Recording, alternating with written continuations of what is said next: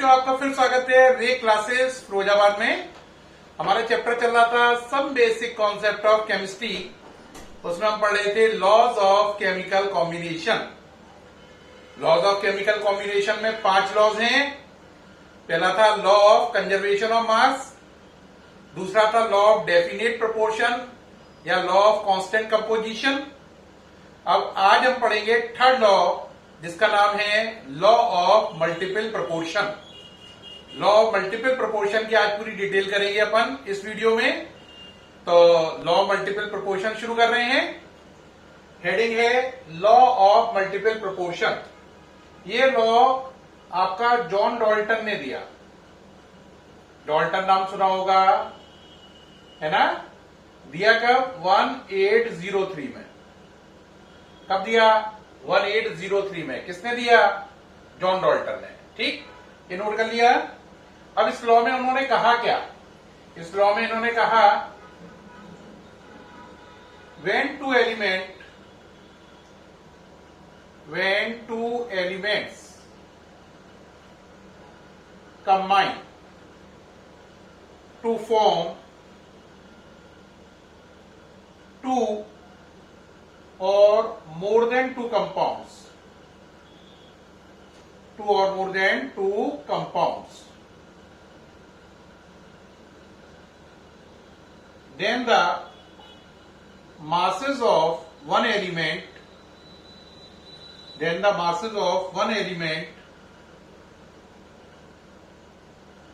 which combine with the fixed mass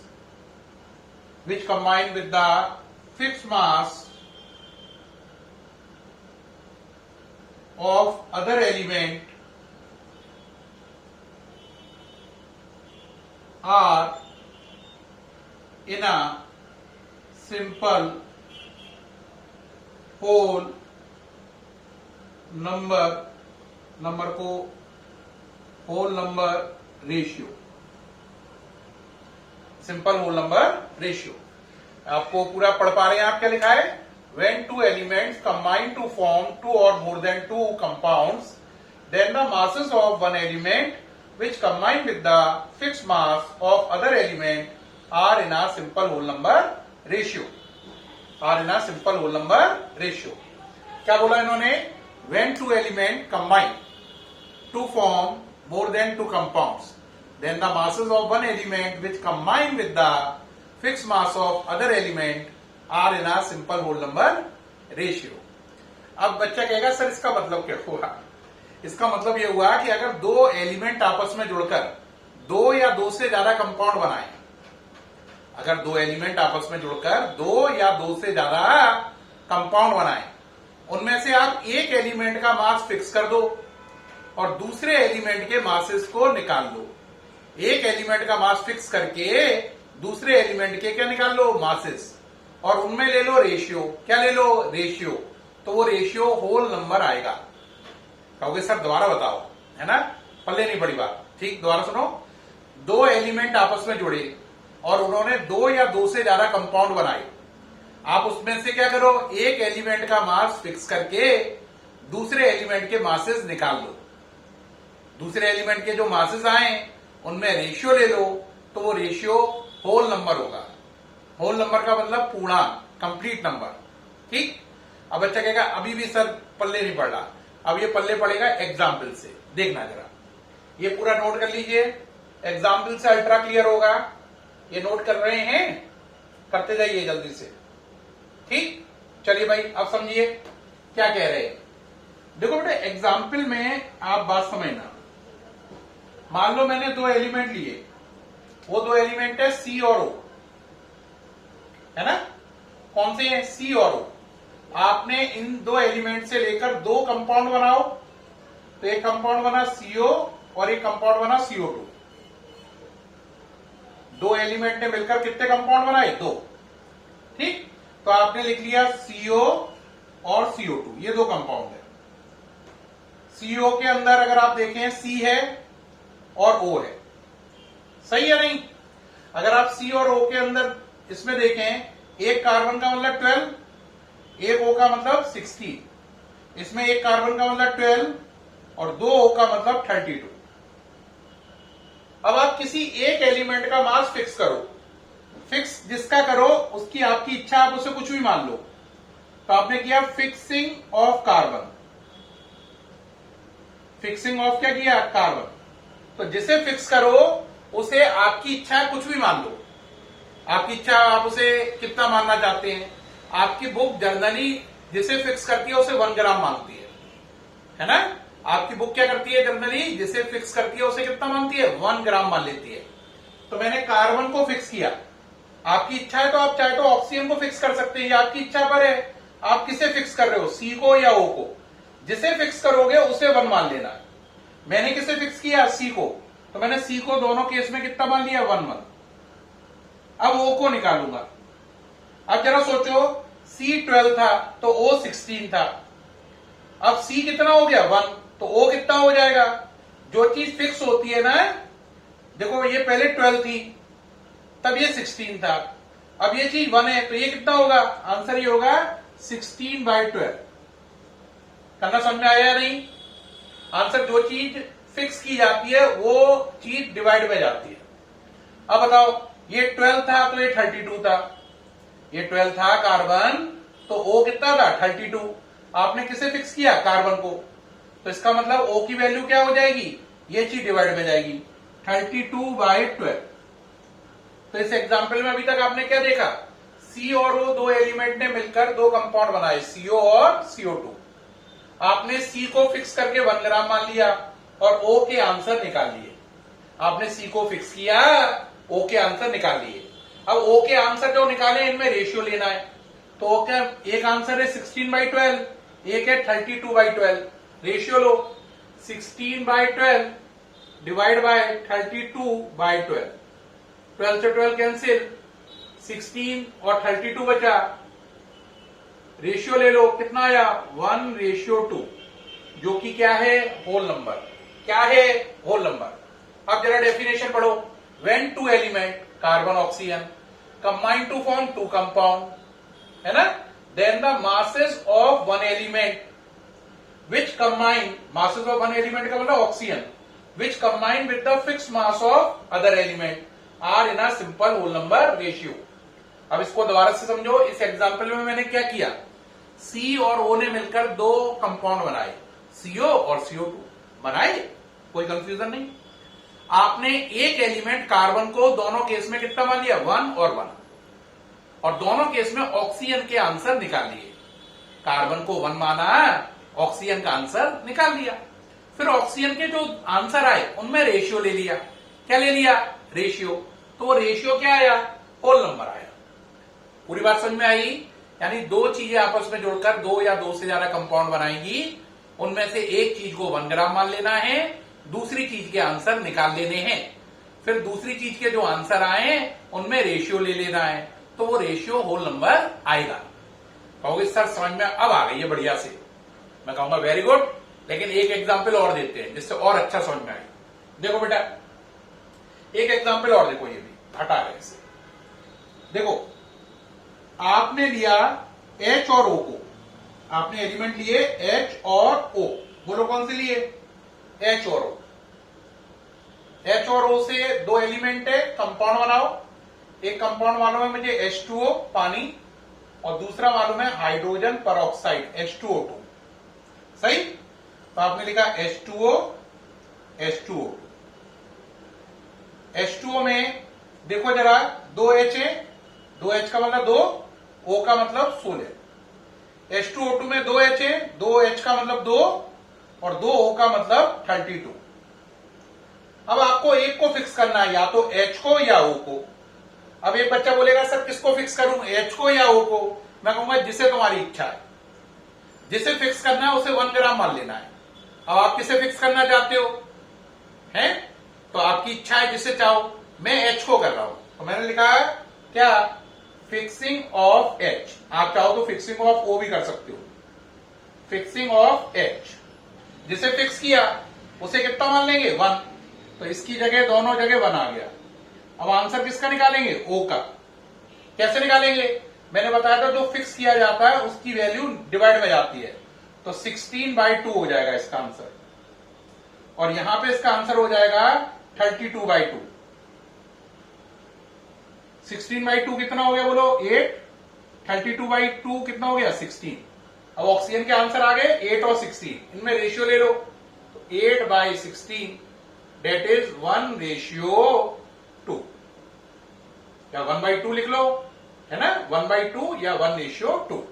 तो आपने देखा, आपने इस एग्जाम्पल में देखा H और O ने मिलकर दो कंपाउंड बनाए, आपने H का वेट फिक्स कर दिया, O के वेट निकाल लिए 8 और 16, फिर उनमें रेशियो लिया तो वो रेशियो होल नंबर आया। अब एक मेरा प्यारा बच्चा ये भी कह सकता है, सर आपने यहाँ पे H को फिक्स किया था, अगर मैं O को फिक्स करूं तो अभी क्या काम बनेगा? कहीं आप झूठ तो नहीं बोल रहे हो? आप तो कह रहे थे किसी को भी फिक्स कर लो। हाँ प्यारे बेटे, मैं अभी भी बोल रहा हूं, आप किसी को भी फिक्स कर सकते हो। मैंने यहाँ पे H को फिक्स किया, आप यहाँ पर O को भी फिक्स कर सकते थे। आपका क्वेश्चन होगा सर करके ही दिखा दो। देखो अब इसे मिटा रहे हैं, अब यहाँ पे हम क्या चेंज कर रहे हैं? ये मिटा दिया। अब यहां पे मैं फिक्स करके दिखा रहा हूं आपको O को, तो आप यहां पे लिख लीजिए क्या? फिक्सिंग ऑफ क्या? O। O को कितना मान लीजिए? 1 और 1। अब H को निकालिए। O को आपने फिक्स किया है ना, तो अब ये डिवाइड में जाएगा, तो यहां पे आंसर हो जाएगा 2/16 और यहां पे आंसर हो जाएगा 2/32। बार बार बोल रहा हूं, जिसे 1 करोगे वो चीज डिवाइड में जाएगी। आपने O को 1 किया है तो 2/16 हुआ, ठीक, और आपने O को फिक्स किया है तो यहां पे 2/32 हुआ। तो दो आंसर आ गए, अब दोनों का रेशियो लेना है। तो 2/16 2/32, 2 से 2 कैंसिल, 32 ऊपर पहुंच गया, 32/16 डेट इज 2:1। अभी भी होल नंबर आया। तो ये तो आपकी इच्छा थी। मैंने पिछले एग्जाम्पल में किसको फिक्स किया था? O को फिक्स, इस पिछले एग्जाम्पल में H को फिक्स करके O निकाला था, H को फिक्स करके O निकाला था। इसमें मैंने O को फिक्स करके H निकाला है। लेकिन आपने देखा हमेशा क्या क्रिएट हुआ? होल नंबर ही क्रिएट हुआ। पिछले में भी होल नंबर क्रिएट हुआ था, इस बार भी होल नंबर ही क्रिएट हुआ। अब एक बच्चा कहेगा सर एक और अच्छा एग्जाम्पल दो, तो भाई देखो एक और एग्जाम्पल लो भाई इसमें, नेक्स्ट एग्जाम्पल। अब ये लास्ट एग्जाम्पल है, 2 दे चुका हूं, एक और देखो, ठीक है, ये लास्ट एग्जाम्पल है। अब इसमें मान लो 2 एलिमेंट है N और O। कौन से? N और O। N और O ने मिलकर आपस में 5 कंपाउंड बनाए। कौन कौन से बनाए? N2O, NO, N2O3, N2O4, N2O5। तो इस बार हमने देखा 2 एलिमेंट ने मिलकर कितने कंपाउंड बनाए? 5। अब पांचों में अब आप आ जाइए, एक एक करके चलते हैं। तो पहला हमने कौन सा ले लिया बोलो? N2O, दूसरा NO, N2O3, N2O4, N2O5। सही। N का नंबर 14 होता है, O का 16, 2 N है तो 28, एक O है तो 16, एक N है 40, एक O है 16, 2 N है 28, 3 O है 48, 2 28, 4 64, 2 28, 5 80। सही। आप किसे फिक्स करना चाहते हो? आपकी इच्छा है। आपने किसे फिक्स किया? नाइट्रोजन को। तो फिक्सिंग ऑफ नाइट्रोजन करो भाई फिक्स। नाइट्रोजन को कितना मान लोगे हर केस में? 1 1 1। आप किससे निकालोगे? O को। O को निकालना है तो पहले केस में O का आंसर क्या होगा? 16/28, दूसरे केस में 16/14, तीसरे केस में बोलो 28। हाँ, किसको फिक्स कर रहे हो? O को। आप किसको फिक्स किया है? नाइट्रोजन को। तो तीसरे केस में 48/28, चौथे में 64/28, पांचवें में 80/28। हाँ या ना? जिसे आपने फिक्स किया वो कौन है? ये। जिसे फिक्स किया वो डिवाइड में जाएगा। तो देखो 28, 40, 28 ये सब कहां जा रहे हैं? डिवाइड में। जिसे फिक्स किया है उसके सारे टर्म कहा जाएंगे, डिवाइड में। आ गए ये आंसर आ गए। अब इनमें क्या लेना है, रेशियो। तो अब रेशियो लो जरा, ये मिटा लो, जगह रेशियो आ जाएंगे। पहला क्या है, 16/28 रेशियो 16/14, 48/28, 64/28 और 80/28। हाँ या ना? कहोगे बिल्कुल हाँ। इसमें क्या दिक्कत है, पूरी इक्वेशन में 2 से मल्टीप्लाई करने पर, किससे, 2 से मल्टीप्लाई कर रहे हैं। कितने से मल्टीप्लाई कर रहे हैं, 2 से। बात समझ में आ रही है? तो देखो जरा, ये हटा दूं सारा लिखा हुआ, नोट कर लिया आपने? अरे नोट कर लिया है भाई, हटा दे ये हटा दिया।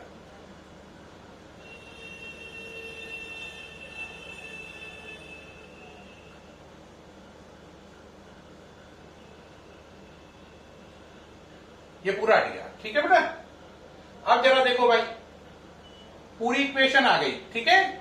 अब ये जो लिखा हुआ है, इसमें अगर आप देखें तो इसमें लिखा हुआ है 28, यहां पे 14, 28, 28, 28, ये लिखा हुआ है, हाँ या ना?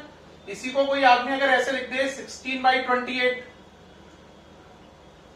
ठीक, ऊपर 2 का मल्टीप्लाई कर ले, नीचे भी 2 का मल्टीप्लाई कर ले, तो क्या लिख सकता है, 32/28 लिख सकता है। इससे कोई अंतर नहीं पड़ेगा। अगर मैं ऊपर भी 2 का मल्टीप्लाई कर दूं, नीचे भी, तो 2 से 2 कट जाएगा, कोई अंतर तो नहीं पड़ेगा। ऊपर भी मल्टीप्लाई हो गया, नीचे भी, इसे ऐसे ही रहने दो। अब एक बच्चा कहेगा सर आपने ऐसा क्यों किया? मैं कहूंगा भाई ऐसा इसलिए किया, अब देखो सबके नीचे कितना लिखा है, 28, तो सबका 28 आपस में क्या हो जाएगा, कैंसिल। तो रेशियो क्या आएगा, 16, रेशियो 32, रेशियो 48, रेशियो 64, रेशियो 80। अब सब में कॉमन है, उसको छोड़ दीजिए, तो रेशियो ही आ जाएंगे। अब इसको डिवाइड दे लो, क्या बनेगा, 1:2, रेशियो 3, रेशियो 4, रेशियो 5।